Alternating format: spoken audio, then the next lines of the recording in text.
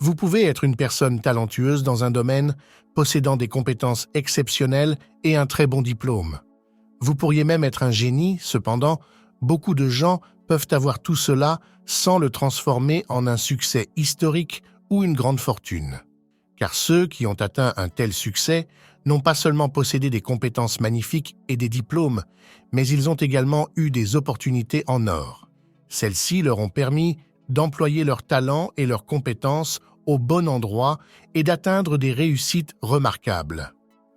On pourrait attribuer cela à la chance et au hasard, mais il est important de comprendre que bien que les opportunités ne se créent pas intentionnellement, les circonstances qui vous exposent à de nombreuses opportunités peuvent être créées intentionnellement. Lorsque vous développez vos compétences en programmation, en football, ou lorsque vous étudiez pour devenir chirurgien esthétique, vous vous rapprochez indirectement de nombreuses opportunités. De même, en développant des compétences personnelles, les soft skills, telles que les compétences sociales, la confiance en soi et la capacité à attirer l'attention, vous vous rapprochez davantage des opportunités.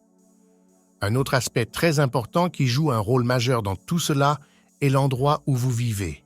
Il est naturel et évident que ceux qui ont vécu aux États-Unis ont eu beaucoup plus d'opportunités pour accumuler de la richesse que ceux qui ont vécu en Somalie, au Bangladesh ou dans la plupart des autres pays. C'est pas seulement le pays qui joue un rôle important, mais aussi la ville. Si l'on regarde les grands personnages de l'histoire moderne, on constate que la plupart d'entre eux ont vécu ou ont déménagé au cours de leur vie vers de grandes métropoles, en particulier les capitales européennes. Picasso, par exemple, s'il n'avait pas déménagé et vécu la majeure partie de sa vie en présentant ses œuvres à Paris, on ne serait pas en train de parler de lui aujourd'hui.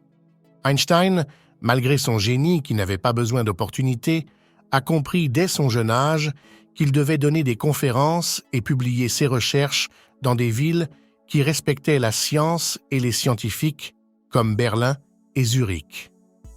Si tu es en plein essor de ta vie professionnelle ou que tu es encore dans une période de productivité, il est essentiel de donner une grande importance à l'endroit où tu vis.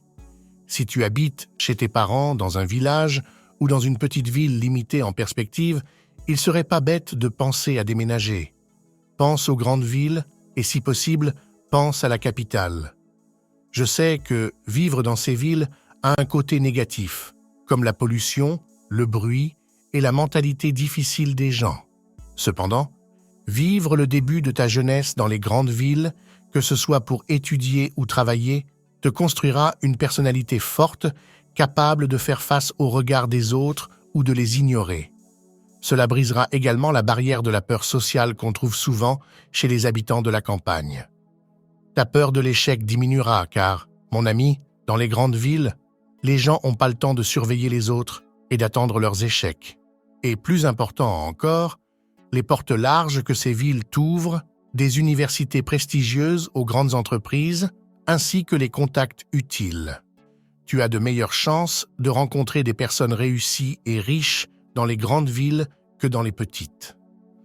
En Europe et en Amérique, une tendance moderne s'est développée. Les enfants terminent l'école tout en vivant chez leurs parents, puis déménagent vers les grandes villes pour leurs études universitaires.